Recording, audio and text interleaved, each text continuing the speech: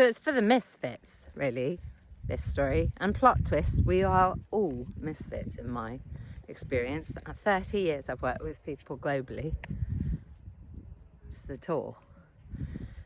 All different kinds of issues, psychiatric issues, prison populations, couples, families, individuals, peak performance for athletes, homeless people, humans.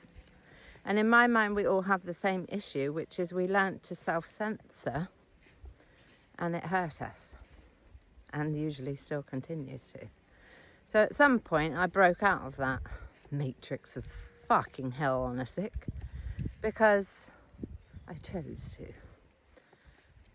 Where are you on the Richter scale of dealing with the abhorrent culture of walking on by? Don't make a fuss. Don't upset. You have to learn this way. You have to do it that way. You're not sovereign. You're not fully realised who you are, how you are. You're not great at boundaries. Or maybe you just resonate because you'd like to hear the story. However, in my view, the greatest thing we can ever do for our health, and I mean all of it, is to learn how to understand ourselves, get into flow with who we are and how we are appropriately, and navigate life our way in the healthiest and happiest way possible, to understand what you're about, why you're here, what you get to do with this glorious life, and the fact that everything that happens to us, for us, is part of the rich tapestry of the imprint, the energy signature you get to leave everyone whilst being here. And if you're anything like anyone else I know, it's fucking hard. It's rough, painful, it's overwhelming, it's frustrating, it's devastating. Nobody's immune. People often are surprised. Pop in the chat if you're surprised, yes. Surprised, no. When I say everybody's been traumatized, differently, to different degrees, severity and so on. People often, when they come to see me, fill out a trauma questionnaire, and often it comes back blank. And I think, okay, I know this person doesn't appreciate themselves yet fully. The trauma that we go through shapes us, our personality, how we think and what we feel and what we do is a result of the shit, basically, your edges. And what we get to do with life and how it shapes our attitude is a choice. And unfortunately, I don't think we know that or are taught that ever, if at all. And then some, obviously, we are. We find a teacher, something. Me, I've been studying psychotherapy and psychology since I was in the womb. My parents are therapists. My sister was a social worker. Thank you to any of you in the caring professions or healers, or you can pop that as well. Are you a healer? Are you I know I want to be one. You are. Do you use it, though? Are you a warning? Are you inspiration? Are you looking for clients? Pop them in the chat. Do you have a service? Pop it in the chat. Let's get friends. So, of course, I'm going the road less travelled, always.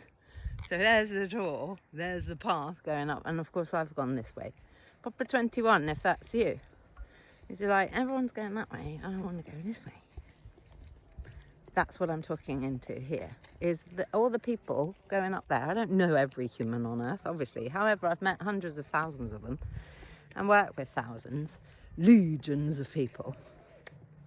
And what I can tell you is everyone going up that bit, that was about 100 people, I think, they've all been traumatized. They've all been alone on occasion. And respectfully, I'm guessing most of them would walk on by if they saw a trauma going on to someone, like in the story I'm about to tell you. And the reason for that is, pop a yes in the chat if this is you.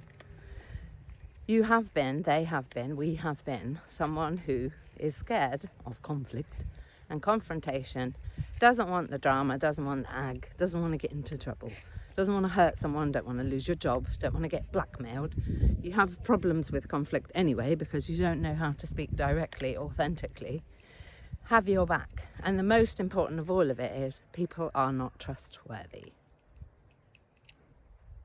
What I mean by that is you, between you and you, not everyone, most people in my experience, we don't trust ourselves to follow through on the things that matter. So for example, if you to say to yourself, can I go to bed half an hour earlier for the next 2 weeks?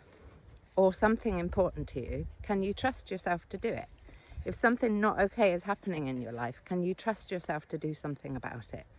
So this is the call to action bit where a lot of us are victim in life. We are. We're always having experiences like that. And we get to decide what that means, what you want to do with it, if anything. Because the majority of people want other people to change, and or some build a whole identity on it. I'm looking on the floor because, of course, I've come up in boots. We look for other people to change, and that's unfair, in my opinion, because it's futile. It's not going to happen unless people want to change. My interest is in whether or not you would like to have a happy life. And if you don't already, that will mean something gets to shift. Good for you. The personality, what we're thinking, what we're feeling, and what we're doing. So if we think different thoughts, we'll feel different feelings, we'll do different things, and therefore our personality has changed. We can all do it. So I'll tell you my story in the next one. However, I'm wondering about yours. If there's a 1.0 and a 2.0 to life, that's what I know so far. Where are you? The 2.0 is the time where you're you unleashed. You're you. You're not holding back. You're not being aggressive or reactive. You're not spiritually bypassing and think, oh, well, I can learn this and I know what projection means and so on. A lot of people do that. How we know, basically, if we're healed and feeling safe, is we are responsive to life rather than reactive. Reactive is you withdraw, drink, you use food, you get moody, you get headaches, somatize. Things go on in your body because you can't speak to something.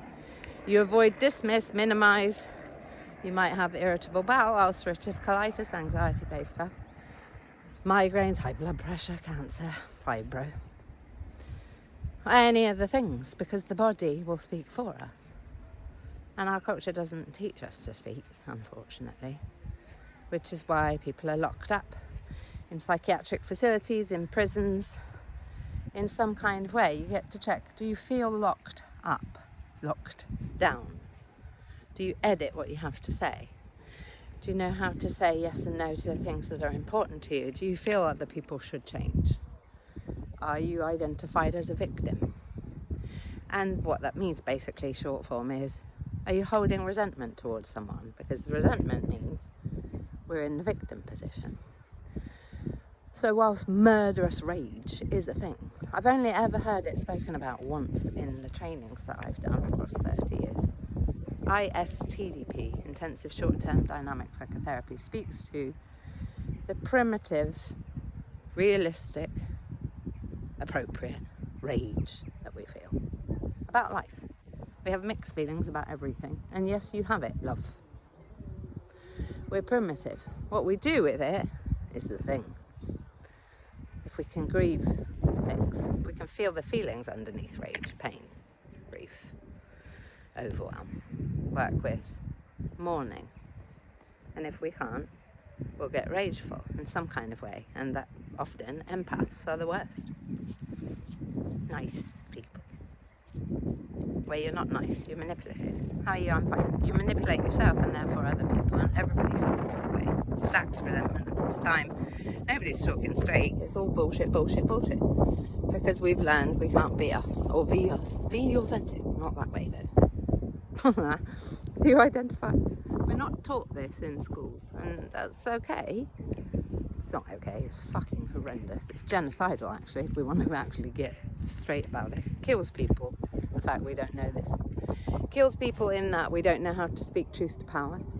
We don't know how to defend ourselves. We get sick. And we bully people because we're different. Because we're so insecure with such weak ego strength that we can't for a moment tolerate somebody else has a different view, looks different, says different stuff, and so on. And therefore we're all suffering because so many people are so afraid of what it means to coexist with something they don't recognise or don't want to be like. Or so because we don't feel secure within ourselves, able to have our own back, that we can say yes and no to the things that matter, because we don't feel we can do that, we feel threatened by everything else. We just project our own stuff everywhere else. They're not safe, they're not good, they're not... It's in all of us.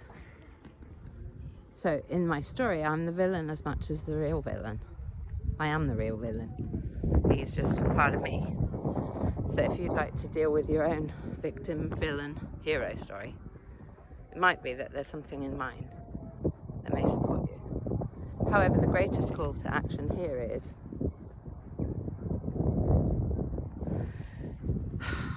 that courage that you have. How about fucking using it? We need you to do that.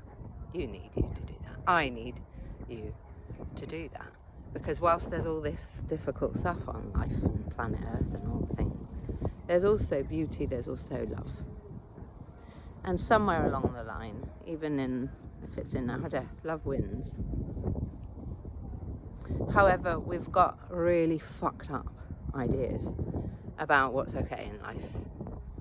And part of my survival is to help us understand some of that, because you get to have a happy, healthy life, my love, where you feel loved and you feel safe and you feel secure, and you actually get busy doing what you're here for, because you've got a job. Do you know that? It's a very, very important one, and nobody else can do it but you. So I'd say if you haven't got to work yet, get to fucking work, love, and I'll help you if you want. Thrive Boundaries Mastery might be a place to start. It's linked up in the bio. It was nearly £300, that programme. Now it's pay what you feel. Based on what you went through. 30 days access. 90 days access. So it's getting windy.